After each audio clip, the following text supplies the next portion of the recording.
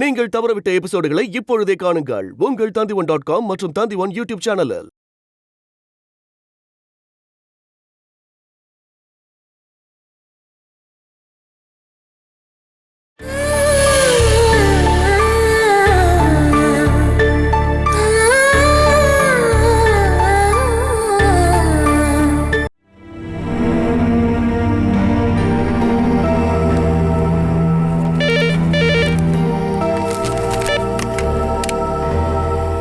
Yes sir, உங்களை பக்கம் visitor வந்திருக்காங்க. அவர் பேரு ரகு. வர சொல்லுங்க. சரி சார்.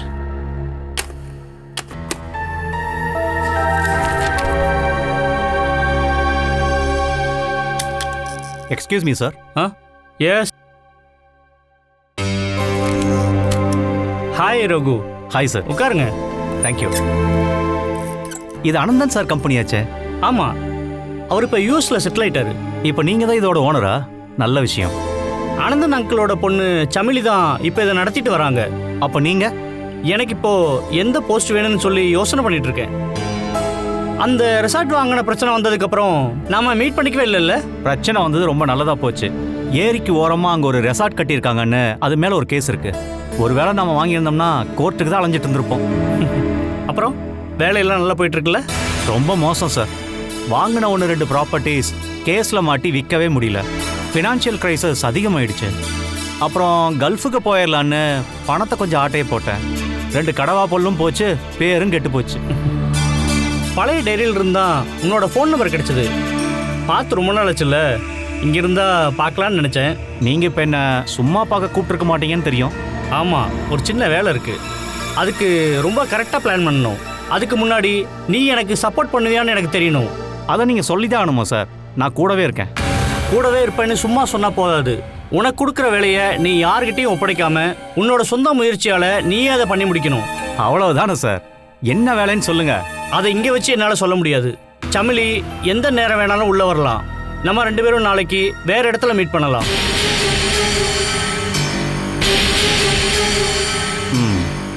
உங்ககிட்ட நான் என்னத்த சொல்றது? நான் அவர்கிட்ட தான் இந்த கேள்வியை கேட்பேன். கொஞ்சம் டைம் ஆகட்டும், கொஞ்சம் பொறுமையா பார்த்து பேசிக்கலாம். நான் பொறுமையா இருக்கும்னு நீங்க நினைக்கிறீங்கன்னா நான் இப்பவே கேள்வி கேட்பேன். கேள்வி கேட்டுதான் மத்ததெல்லாம். ஜெயா, நான் சொல்றது கொஞ்சம் கேளு. ஜெயா, புருஷனோட பேச்ச கேட்காம அவ இஷ்டத்துக்கு நடந்துக்கிற பொண்டாட்டிய புருஷன் நினைச்சா வீட்டை விட்டு துரத்திடலாம். பொண்டாட்டி இடத்துல புருஷன் இருந்தா என்ன பண்றது? என் மேல நீங்க மரியாதை வச்சிருந்தீங்கன்னா தயவு செஞ்சு பதில் சொல்லிட்டு போங்க. நான் இப்போ வரைக்கும் உனக்கு நம்பிக்கை துரோகம் பண்ணவே இல்லை. அதனால ஒரு குற்றவாளி கிட்ட கேட்குற மாதிரி என்கிட்ட கேட்காத. சில பேர் அப்படிதான் தொடர்ச்சியா தப்பு பண்ணிக்கிட்டே இருப்பாங்க. அது அதிகமானதுக்கு அப்புறம் பண்ண தப்பெல்லாம் சரிதான்னு மத்தவங்களுக்கு புரிய வைக்க முயற்சி பண்ணுவாங்க. இதான் உங்களோட எண்ணமே. எத்தனை தடவை நீங்க என்கிட்ட சத்தியம் பண்ணிருப்பீங்க பாலாவோட விஷயத்துல இனிமே தலையிட மாட்டேன்னு. இப்ப மறுபடியும் உன்னை கல்யாணம் பண்ணதுனால தான் அந்த குடும்பத்துக்கு எனக்கும் சம்மதம் வந்துச்சு. என் வீட்டு வேலையை விட உன் வீட்டு வேலையை தான் நான் அதிகமாக பார்த்துருக்கேன். உன் அப்பா ஜெயில இருந்தப்போ ஜாமீன் எடுக்கிறதுக்காக நான் போனது உனக்கு தெரியும் தானே? இப்ப பாலா விஷயத்துக்காக நான் போறேன். அதுல என்ன தப்பு இருக்கு? அவளோட விஷயத்துல ரொம்ப பொறுப்பா இருக்கிற அவ புருஷன் தானே இப்ப இங்க வந்து பாலா விஷயத்துல உனக்கே இவ்வளவு அக்கறைன்னு கேள்வி கேட்டு போனா? அதுக்கான பதில் தான் நான் உனக்கு கொடுத்து அனுப்பிச்சிருக்கேன். கொண்டவளாம் வீட்டுக்கு வந்துட்டு பொண்டாட்டியும் அம்மாவையும் திட்டிட்டு அவமானப்படுத்திட்டு போனதுக்கு நீங்க அவனை அடிச்சா சரியாயிடுமா? நம்ம வீட்டுக்குள்ள வந்து உன்கிட்ட மோசமா பேசினதுக்கு நீ அவனை செவில பார்த்து உனக்கு கொடுத்திருந்தா நான் அதை பண்ணிருக்கவே மாட்டேன்ல. தேவையில்லாம நீங்க பாலாவோட விஷயத்துல மூக்க நுழைக்காம இருந்திருந்தா அந்த ஆளு இங்க வந்திருப்பானா? ஜெயா, ஜெயில போய் பாலாவை பாக்குறதுக்கு உனக்கு கொஞ்சம் கூட இஷ்டமே இல்ல. மனோ போனா அதையே நீ பெருசா எடுத்துக்கிற. என் வீட்டுக்காருக்கு யார வேணாலும் பாக்குறதுக்கு சுதந்திரம் இருக்கு. ஆனா என்கிட்ட போய் சொல்லிட்டு அவளை போய் பார்க்க வேண்டிய அவசியம் என்ன? அதுக்கு என்ன அர்த்தம்? அப்போ இவர் என்கிட்ட சொன்ன எல்லாமே போய் தானே? நேர்மையா செய்யற ஒரு விஷயத்துக்காக பொண்டாட்டி கிட்ட இந்த மாதிரி பொய் சொல்லிட்டு போற ஒரு புருஷனோட நிலைமைய நீ புரிஞ்சுக்கணும். பிரச்சனை உங்களுக்கு ஒண்ணும் இல்லல, எனக்கு தானே. எனக்கு ஒரு பொண்ணு இருக்கா, அவ மட்டும் இல்லன்னா? அதே எப்படி வீட்டுக்கே அடங்காத ஒரு பொண்ணு வேலைக்கு அப்புறம் படிக்கிறதுக்குன்னு சொல்லி வெளியே போறப்போ வீட்டுல இருக்கிறத விட சந்தோஷம் வெளியே இருக்குதுன்னு தோணும். புருஷன் ஒரு நல்ல விஷயமே பண்ணாலும் அதை ஏத்துக்கவே முடியாது, குத்தி கட்டிக்கிட்டே இருப்பாங்க. ஜெயா, ஜெயில இருந்து பாலாவை ஜாமீன்ல எடுக்கிறதுக்கு மனோவை விட உனக்கு தான் பொறுப்பு அதிகம். அவ உன்னோட தங்கச்சி. ஏதோ ஒரு சந்தேகத்தை காரணமா வச்சு அவளை கஷ்டப்படுத்த வேண்டிய நேரம் இல்லை இது. என்னோட தங்கச்சிங்கிறதுக்காக பாலா செஞ்ச தப்ப என்னால ஏத்துக்கவே முடியாது. அவ என்ன மந்திரம் போட்டு என் வீட்டுக்கார கைக்குள்ள போட்டிருக்கான்னா எனக்கு தெரியவே மாட்டேங்குது. ஜெயா, கையில இருந்து எரியற கல்லும் வாயில இருந்து வர சொல்லும் திரும்ப எடுக்க முடியாது. இனிமே இதை சாக்கா வச்சு நீங்க 2 பேரும் எப்பவும் சண்டையே போடக்கூடாது. நான் பேசுற அப்ப நீங்களே கேளுங்க. நீ போடா மனு. நீங்க தடுக்காதீங்க. எல்லாத்துக்குமே கை நீட்டுற ஆள் தானே இவரு. இதுக்கு சேர்த்து என்ன அடிக்கட்டும். ஒண்ணு மட்டும் சொல்றேன், இனிமே என்ன அடிக்காதீங்க, கொன்னுடுங்க. ஜெயா போதும். பாலாவுக்கு என் வீட்டுக்காருக்கு இடையில என்ன உறவு இருக்குன்னு எனக்கு தெரிஞ்சு ஆகணும். உன்னோட கேள்வி என்னன்னு எனக்கு புரிஞ்சு போச்சு. அம்மா இருக்கிறதுனால அதை நான் இப்ப சொல்ல விரும்பல. அப்படின்னா மத்தவங்க கேட்க முடியாத ஒரு உறவு தானே. இங்க பாரு ஜெயா, நீ என்ன டென்ஷன் ஆக்காத. இனிமே நீ என்ன பத்தி என்ன சொன்னாலும் சரி, மத்தவங்க யாருமே வரலனாலும் பாலாவை ஜாமீன்ல எடுக்கிற வேலையை நான் கண்டிப்பா பாப்பேன். உன்னால முடிஞ்சதை நீ பாத்துக்கோ. நீ இப்ப இதை சாக்கா வச்சுக்கிட்டு உன் பொண்ணை தூக்கிட்டு வீட்டுக்கு போயிடாதம்மா. நான் என் வீட்டுக்கு போயிட்டா என் வீட்டுக்காருக்கு தான் ரொம்ப வசதியா போயிடும். இனிமே நான் வீட்டை விட்டு போய் எந்த பிரச்சனையுமே பண்ண மாட்டேன். என் வீட்டுக்காரோட மனசு மாறுற வரைக்கும் நான் இங்க இருந்தே போராடுவேன். நீ தேவையில்லாம அவனை தப்பா புரிஞ்சிட்டு இருக்கம்மா. இப்படி நான் எதிர்த்து நிக்கலனா நாளைக்கு என்ன விபரீதம் நடக்க போகுதுன்னு உங்களுக்கு தெரியுமா? பாசம் அதிகமாகி அந்த ஆளு பாலாவை இந்த வீட்டுக்கு கூட்டிட்டு வந்துட்டாருன்னா அதை உங்களால ஏத்துக்க முடியுமா? அது நடக்காம இருக்கணுங்கிறதுக்காக தான் நான் இப்படி எல்லாம் பண்றேன்.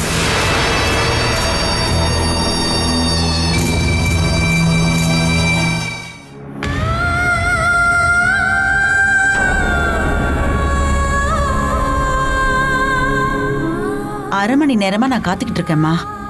அம்மா ரொம்ப பிஸியா இருப்பீங்கன்னு இவங்களுக்கு தெரியாதுல்ல. என்கிட்ட இப்பதான் அவங்க சொன்னாங்க. அப்பாவுக்கு தெரியாம தான் இங்க வந்திருக்கேன். எங்க போறேன்னு சொன்னா விட மாட்டாரு. இடுப்பு வலிக்காக நான் டாக்டரை பார்த்துட்டு வரேன்னு சொல்லிட்டு வந்துட்டேன். என்ன பாக்குறதுக்காக நீங்க இந்த அளவுக்கு போய் சொல்லிட்டு வந்திருக்கீங்களே. ஜெயிலுக்கு பார்க்க வரும்போது ஏதாவது கொண்டு வரணும்னு எனக்கு தெரியாதுமா. அதான் எதுவும் வாங்காம வந்துட்டேன். செலவை கம்மி பண்ணி வாழ்றதுக்கு நீங்களும் கத்துக்கிட்டீங்க. என்ன சொன்னாலும் இந்த மாதிரி தெனாவட்டா பேசுறதுதானே உன் வழக்கம். நான் அப்படிப்பட்டவ இல்லைல்ல. என்ன அப்படிப்பட்டவள நீங்க தானே மாத்தினீங்க. சூரஜுக்கும் எனக்கும் நடக்கிற இந்த கல்யாணம் நின்று போற வரைக்கும் நான் எப்படி இருந்தேன்னு உங்களுக்கு நல்லா தெரியும்ல. இப்பவும் உன் மனசுல அவன் தானே இருக்கான். ஆணும் பொண்ணும் எந்த துரோகத்தையும் மறக்க கூடாதுன்னு நீங்க தானே எனக்கு சொல்லி கொடுத்துருக்கீங்க. உன்னை இப்படி ஒரு நிலைமையில பாப்பேன்னு நான் கொஞ்சம் கூட நினைச்சு பார்க்கல. பெரிய பணக்காரரா இருந்த செண்பகச்சேரி ஜெயச்சந்திரன் நாயரை கல்யாணம் பண்ணும்போது நீங்க நினைச்சு பாத்தீங்களா எந்த கதியும் இல்லாம வாடகை வீட்டுல தான் நம்ம தங்க போறோம்னு? அம்மா மட்டும் இல்ல, நம்ம யாருமே நினைச்சு பார்க்க முடியாத வழியில தான் நம்ம வாழ்க்கையே. உனக்கும் இந்த கேஸுக்கும் எந்த சம்பந்தமும் இல்லைன்னு எனக்கு தெரியும். அது என் அப்பாவுக்கு தெரியுமா? என்னுடைய அண்ணனுக்கு தெரியுமா? தெரிஞ்சிருந்தா அவங்க ஏன் இப்ப வரைக்கும் என்ன பார்க்க வராம இருக்காங்க? சட்டப்படி என்ன குற்றவாளி ஆக்கிறதுக்கு தெளிவான சாட்சிகள் நிறையவே தேவைப்படும். ஆனா அதுக்கெல்லாம் முன்னாடியே நீங்க எல்லாரும் என்ன குற்றவாளின்னு முடிவு பண்ணி தண்டனையை கொடுத்துட்டீங்க.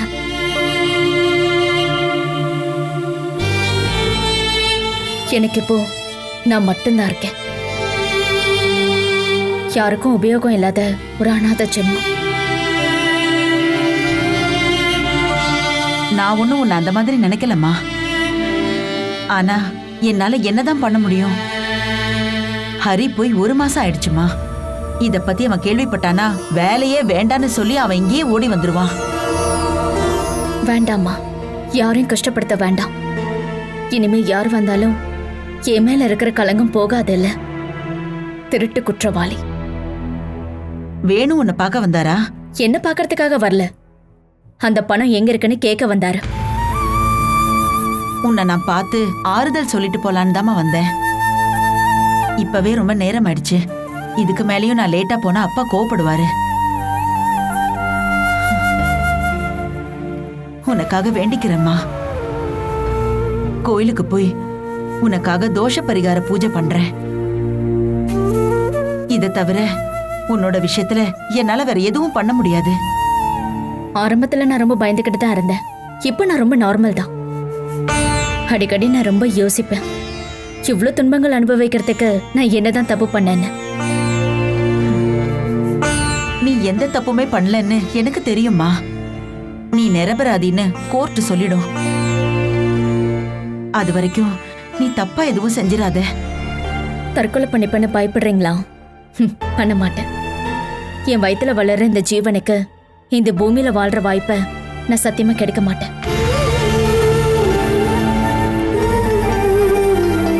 நீங்க போயிட்டு வாங்க. லேட் ஆச்சுன்னா அப்பா கோவப்படுவாரு. அப்பா இப்பவும் மருந்து எல்லாத்தையும் கரெக்டா சாப்பிட்றாருல்ல? அதனால நீங்க கூட தான் இருக்கணும்.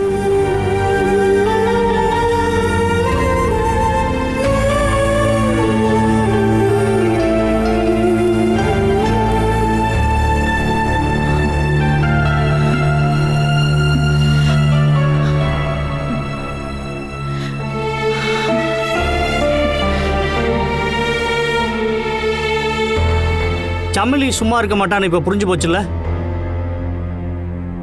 அவ எல்லாத்தையும் தேடி கண்டுபிடிச்சு படிச்சிட்டு இருக்கா. மேடம் பழைய அக்கௌண்ட்ஸ் எல்லாத்தையும் எடுத்து படிச்சு பார்த்தா பிரச்சனை ஆயிடும். செக் பண்ணவும் பார்க்கவும் ஆள் இல்லாதப்பவே அந்த விஷயத்துல நீ பணத்தை ஆட்டை போட்டிருக்க. சும்மா ஒண்ணும் இல்ல, நான் இப்படி ஒரு ஆஃபர் கொடுக்குறப்போ என் கூட வந்து நில்லு. நீங்க நினைக்கிற மாதிரி ஒண்ணும் இல்ல. அந்த பணம் எல்லாத்தையும் நான் ஒருத்தியே சாப்பிடல. உங்களோட அப்பா சேகரன் சார் சொன்னபடி தான் நான் எல்லாத்தையுமே பண்ணேன்.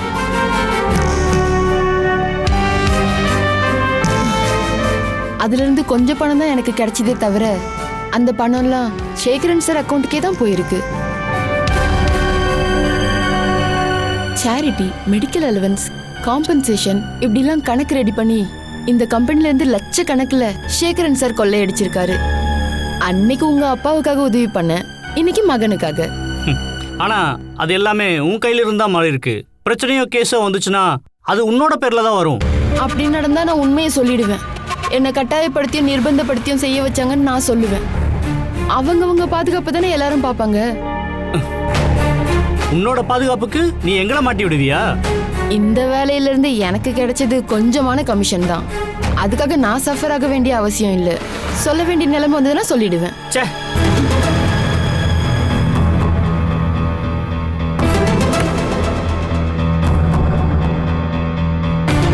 இல்லனா அதுக்கான பரிகாரத்தை நீங்க தான் செய்யணும்.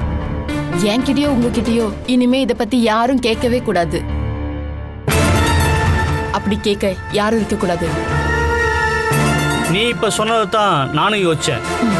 நம்ம ரெண்டு பேருக்கும் ஒரே மனசுன்னு இப்போ உங்களுக்கு புரிஞ்சிருக்குமே. என்ன நடந்தாலும் நான் உன்னை கைவிட மாட்டேன். நீ ஒன்றும் பயப்படாத. I will manage it.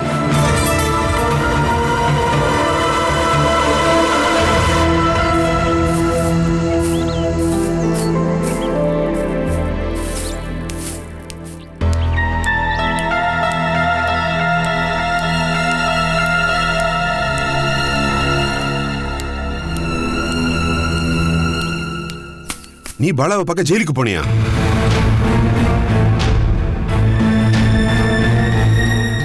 நீ போனியா சுதா? இந்த ஊர்ல எனக்குன்னு ஒரு மரியாதை இருக்கு. ஆனா பணம் மட்டும்தான் இப்ப எனக்கு இருக்கிற பிரச்சனை. அதுக்காக என்னோட சுய கௌரவத்தை நான் இன்னைக்கு விட்டு கொடுக்கல. ஆனா ரிமாண்ட்ல இருக்கிற ஒரு குற்றவாளியை பார்க்க நீ ஜெயிலுக்கு போனா அது எனக்கு தெரியாதுன்னு நினைச்சியா? நான் என்னோட பொண்ணை பார்க்க தான் போனேன்.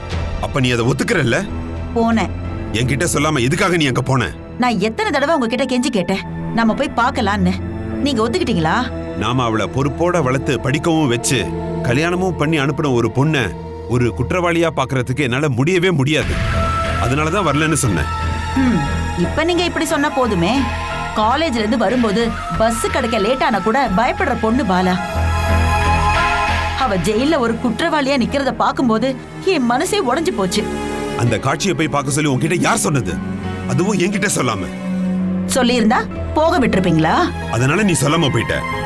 இல்ல என்கிட்ட அனுமதி இனிமே கேட்கவே தேவையில்லை, முடிவுகள் எல்லாத்தையும் நாமளே எடுத்துக்கலான்னு உன் மனசுல தோணுதா என்ன? எதுக்காக நீங்க இப்படி எல்லாம் பேசுறீங்க? நீ இப்படி எல்லாம் நடந்துக்கிறத நான் பார்க்கும்போது குடும்ப தலைவன் அப்படிங்கிற ஒரு போர்டை வச்சுக்கிட்டு வெறும் ஒரு பொம்மையா இருக்கேன்னு என் மனசுல தோணுது. நான் பாலாவை போய் பார்க்க போனதுக்கு இப்படி எல்லாம் பேச வேண்டிய அவசியம் என்ன? அவன் நம்ம பொண்ணு தானேங்க. நேத்து வரைக்கும் நீ என்னை எதிர்த்து எந்த விஷயமும் பண்ணது கிடையாது. ஆனா நீயே இப்ப இந்த மாதிரி பண்றப்போ எனக்கு என்ன கவலைன்னா இந்த வீட்டோட குடும்ப பொறுப்பு என் கையை விட்டு போயிடுமோன்னு தோணுது. என்ன அனுசரிக்காத ஒரு ஆள் கூட இந்த வீட்டுல இருக்கவே கூடாதுன்னு தான் நான் நினைக்கிறேன். அப்படி ஒரு குறை வந்துச்சுன்னா அப்புறம் நான் யாருன்னு காட்ட வேண்டியது இருக்கும்.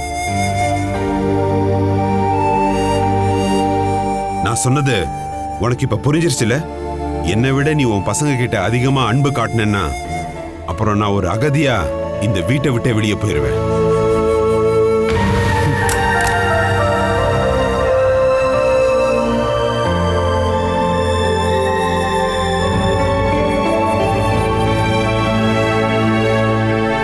ராதாமணி, இதையே ஒவ்வொரு தடவையும் நான் உன்கிட்ட சொல்லிட்டு இருக்கணுமா? நீ அந்த முருகனை கூப்பிட்டு தோட்டத்துல இருக்கிற முருங்கை மரத்துல முருங்கைக்கீரைய பறிச்சு டிரைவர் கையில கொடுத்து விடு. நீ ரொம்ப பறிச்சு கொடுத்துறாத, இன்னைக்கு மட்டும் செய்யற மாதிரி கொடு. நிறைய இருந்தா ஃப்ரிட்ஜ்ல வைக்கிற மாதிரி இருக்கும். ஃப்ரிட்ஜ்ல வச்சதை சாப்பிடக்கூடாது. மார்க்கெட்ல விக்கிறது நல்லா இருக்காது. அதெல்லாம் மருந்தடிச்சு விளைஞ்சது. எப்படி நம்பி வாங்குறது? நீ நான் சொன்ன மாதிரி செய்.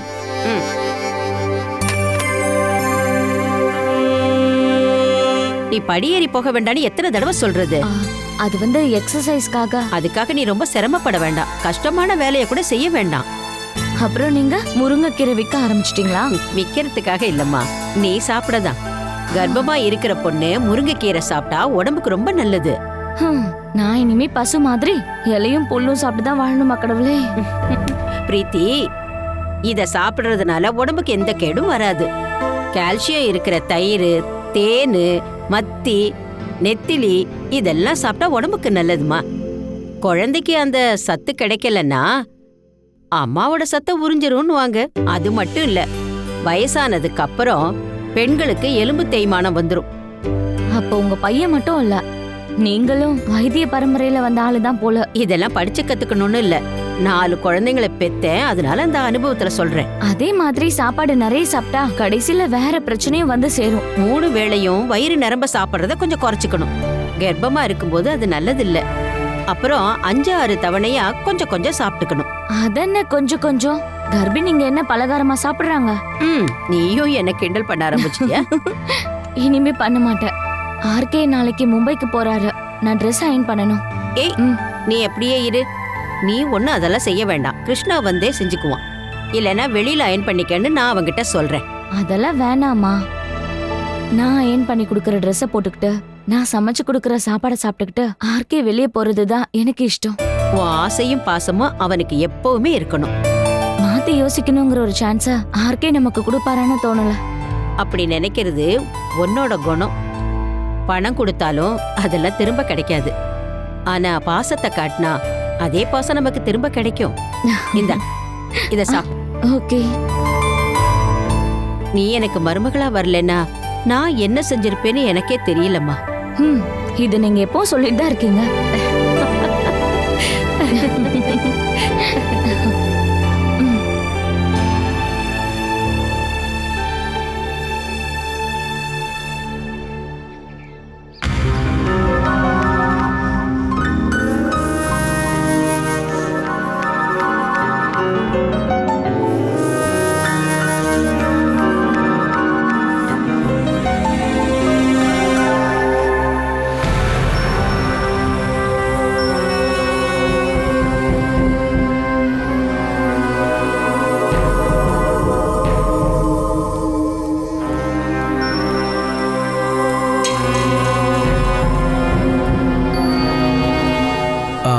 ஆஷா, ஏன் முகத்தை இப்படி டல்லா வச்சிருக்க? சந்தோஷப்படுற அளவுக்கு இங்க ஒன்றும் நடக்கவே இல்லையே. நான் உங்ககிட்ட எத்தனை தடவை சொல்லியிருக்கேன் இந்த வீட்டில் நடக்கிற பிரச்சனைகளை பத்தி கவலைப்பட வேணான்னு. கவலைப்பட வேண்டாம்னு சொன்னா எல்லாம் முடிஞ்சிருமா? வேணு மாமா மேல இருக்க கோவத்தினால என் மனசை கல்லாக்கிக்கிட்டு பாலாக்கா கிட்ட ஓவரா பேசிட்டேன். நான் லீவ்ல பாலாக்கா வீட்டுக்கு போகும்போது வயிறு நிறைய எனக்கு சாப்பாடு போட்டு நான் சாப்பிட்டதுக்கு அப்புறம் தான் பாலாக்கா சாப்பிட்டு தூங்க போவாங்க. இப்படிப்பட்ட பாலாக்கா வேணா இது எல்லாமே உங்களுக்காக மட்டும்தான். நான் பாலாக்கா கிட்ட பாசம் காட்டினா உங்களுக்கு அது பிடிக்காதுன்னு எனக்கு நல்லாவே தெரியும். அதனாலதான்.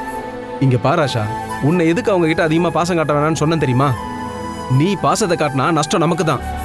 இது எல்லாமே வேணும்னு கைக்கு போயிடும். நம்மளை அடிச்சு துரத்திடுவாங்க. அது நடக்காம இருக்கதான் எப்படியாவது அவங்க 2 பேரையும் அடிச்சு துரத்துறதுக்கு நான் யோசனை பண்றேன். ஒருவேளை பாலாக்கா ஜெயில இருக்கிறத நினைச்சு நீ கஷ்டப்பட்டீனா நம்ம 2 பேரும் வேணா அவங்கள போய் பார்க்கலாம். நிஜமாவா? ஹேய், ஏன் இப்படி கேக்குற? எமல உனக்கு நம்பிக்கை இல்லையா? இங்க யாருக்கும் தெரிய வேண்டாம். நாம 2 பேரும் சப் ஜெயில் போயிட்டு உங்க அக்காவை பார்க்கலாம். அப்படின்னா உங்களுக்கு பாலாக்கா மேல கோவம் இல்லையா? எனக்கு என்னமா கோவம்? அது அப்பத்திக்கு நான் ஏதாவது சொல்லிடுவேன். ஆனா அதெல்லாம் தப்புன்னு சொல்லிட்டு அதுக்கப்புறம் எல்லாத்தையும் மறந்துடுவேன். சில கேடு கட்டவங்க தான் எப்பயும் மனசுலயே வச்சிருப்பாங்க. நம்ம எப்ப பாலாக்காவை பார்க்க போலாம்? எப்ப வேணா போலாம். அப்பனா இப்பவே போலாம். நான் போய் கிளம்புறேன். ஆஷா, இங்க பாரு. அங்க போய் பார்க்கும்போது அவங்க கிட்ட ஒரு முக்கியமான விஷயத்தை கேட்கணும். அவங்க திருடின பணத்தை எங்க ஒளிச்சு வச்சிருக்காங்கன்னு. எனக்காக ஒண்ணும் இல்ல, நமக்காக தான். அதுல இருந்து ஒரு 10-20 லட்சம் நமக்கு கிடைச்சா நமக்கு இருக்க எல்லா கடனையும் அடைச்சிட்டு வெளியில எங்கேயாவது போய் நம்ம 2 பேரும் நிம்மதியா வாழலாம். அந்த பணம் உங்க கைக்கு கொண்டு வரணும்ன்றதுக்காக தானே நீங்க இப்படி எல்லாம் பேசிட்டு இருக்கீங்க. ஏய், நான் அந்த மாதிரிலாம் எதுவும் நினைக்கல. அது யாருக்கும் கிடைக்காம போயிடுமே தான். புரிஞ்சிருச்சு. பணத்தை வாங்குறதுக்காக தான் நீங்க இப்படி எல்லாம் பேசிட்டு இருக்கீங்கன்னு புரிஞ்சிருச்சு. அதுல இருந்து 1 ரூபா கூட நமக்கு வேண்டாம். அதனால நீங்க பாலாக்கா மேல பாசத்தையும் காட்ட வேண்டாம். ஆஷா, அந்த ரகசியத்தை யார்கிட்டனா சொல்ல உங்க பாலாக்கா நினைச்சாங்கன்னா அத போலீஸ் கிட்ட சொல்லிப்பாங்க. அதுக்காக நீங்க ஒன்னும் கவலைப்பட வேண்டாம். இந்த கேள்வி கேட்கறதுக்காக நான் ஒன்னும் ஜெயிலுக்கு போறது இல்ல. பாலாக்கா ஒரு தப்பு பண்ணலன்னு இப்பவும் என் மனசு சொல்லுது. அது உண்மையா இருந்தா வெளியே வருவாங்க, இல்லன்னா வரமாட்டாங்க. அத நினைச்சு நான் இனிமே டென்ஷன் ஆக மாட்டேன். ஆஷா, நீ ட்ரை பண்ணா என்ன பிரச்சனை? இங்க பாருங்க, இந்த ஆசையெல்லாம் நீங்க இங்கே விட்டுடுவாங்க. பாலாக்கா அங்க இருக்கிறதோ இல்ல விடுதலை ஆகுறதோ எனக்கு தேவையில்லாதது. நம்ம பிரச்சனை என்ன ஆகுறது? அதுக்கு பணம் வேணும். அத இப்படி கேவலமாலாம் ரெடி பண்ணிட்டு இருக்காதீங்க. இப்படி கேவலமான எண்ணம் உங்க மனசுல இருந்துச்சுன்னா நான் எங்க அம்மா வீட்டுக்கு போயிடுவேன். நான் எப்ப போனாலும் என் அம்மா வீட்டுல ஏத்துப்பாங்க. ஆஷா,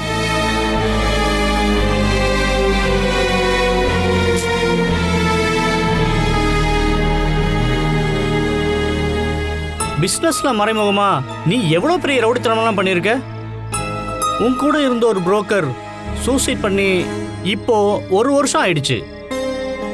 அது நீ பண்ண ஒரு கொலை குற்றம் அப்படின்னு உன் கூட க்ளோஸா இருக்கிறவங்களுக்கு தெரியும். என்ன சரிதானே? நான் இதை வெளியில சொல்றதுக்காக ஒன்றும் கலெக்ட் பண்ணல. ஒரு கொட்டேஷன் கொடுக்கும்போது அது கரெக்டான ஆள்கிட்ட தான் கொடுக்குறோமான்னு நான் தெரிஞ்சுக்கணும்ல. இப்போ நீ சொல்லு, என்ன பண்ணலாம்? எனக்காக நான் பல வேலையை பார்த்துருக்கேன் சார். ஆனால் இது ஒரு பொண்ணாச்சே. அதை பற்றி நீ கவலைப்பட வேண்டாம். உன்னால் இது முடியும்னு நான் உறுதியாக நம்புகிறேன். ஒரு 5 லட்ச ரூபா கொடுத்தா இந்த விஷயத்த சூப்பராக பண்ணிட்டு போகிற பார்ட்டிகள்லாம் இருக்காங்க. ஆனால் போலீஸ்க்கு ஒரு சந்தேகம் வந்துச்சுன்னா முதல்ல அவங்கள தான் தூக்குவாங்க. அதனால தான் நான் உன்னை செலக்ட் பண்ணேன். அதுவும் பணத்தை அதிகமாக கொடுத்து. உங்ககிட்ட பணம் இல்லைன்னு எனக்கு நல்லாவே தெரியும். இதுக்கிடையில் இப்போ கல்ஃபுக்கு போகிறது கெட்டு போச்சு. இதுக்கப்புறம் பணத்தை திருடி நீ வாழவா போற? 1 லட்ச ரூபாய் நீ செலவு பண்ணா இது சேஃப் தான். அட்வான்ஸா 5 லட்ச ரூபா, மீதி வேலை முடிஞ்சதுக்கப்புறம். சார், என்னோட வீக்னஸ் நல்லா புரிஞ்சிருக்கீங்க. ஒரு 20 லட்ச ரூபா இல்லாமல் நான் இந்த ஊரில் இருக்க முடியாது. அதனால தான் இப்படி ஒரு கொட்டேஷன் வந்தப்போ நான் அதை ஏற்றுக்கலான்னு முடிவு பண்ணேன். ஆனால் ஒரு பொண்ணை கொலை பண்ணணும்னு நினைக்கும் போது மனசு ரொம்ப வருத்தமாக இருக்கு. அந்த வருத்தத்தை போக்குறதுக்கான பணத்தை தானே நான் தரேன். வேலையெல்லாம் நான் நினைக்கிற மாதிரி நடந்துச்சுன்னா அதுக்கப்புறம் என்கிட்ட இருந்து எல்லா உதவிகளையும் எதிர்பார்க்கலாம். ஐ மீன், நீ வெளிநாடு போகிறதுக்கு உண்டான ஏற்பாட்டையும் அங்கே தங்கறதுக்கான ஒரு வீட்டையும் எல்லாம் சேர்த்து நான் இந்த ஆஃபரில் உனக்கு கொடுக்குறேன். அப்படின்னா ஓகே தானே? ஓகே தான் sir.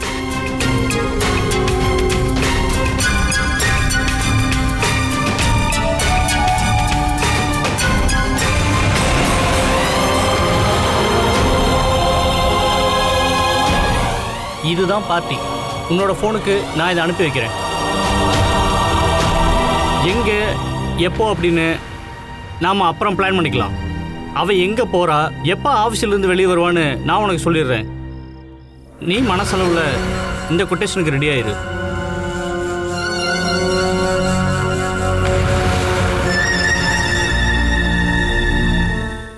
Catch us on TV, Tandivan.com, Facebook and YouTube.